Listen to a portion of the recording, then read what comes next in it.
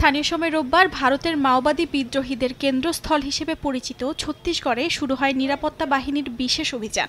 টানা ১২ ঘণ্টা শ্বাসরুদ্ধকর অভিযান চলে। এতে প্রাণ হারান বেশ কয়েকজন মাওবাদী। এছাড়াও পাল্টা গুলিতে ২ জন সেনা সদস্যের মৃত্যু হয়েছে।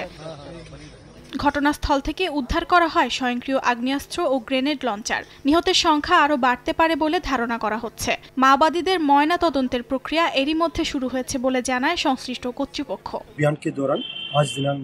এই সংঘর্ষে আমাদের ২ জন সৈনিক আহত হয়েছেন। ভারতীয় বিমান বাহিনীর সাহায্যে তাদেরকে রায়পুরে স্থানান্তর করা হয়েছে। বর্তমানে তারা বিপদমুক্ত এবং চিকিৎসা চলছে।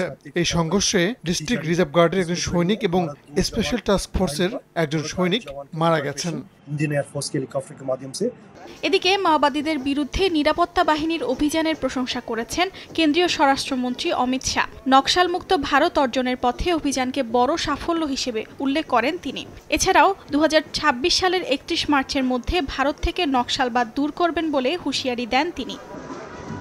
সরকারি নথি অনুযায়ী জানা যায়, নিরাপত্তা বাহিনীর অভিযানে নিহতদের বেশিরভাগই ছত্তিশগড়ের। গেল ১৪ মাসে নিরাপত্তা বাহিনীর হাতে ২৭৮ জন মাওবাদীর মৃত্যু হয়েছে।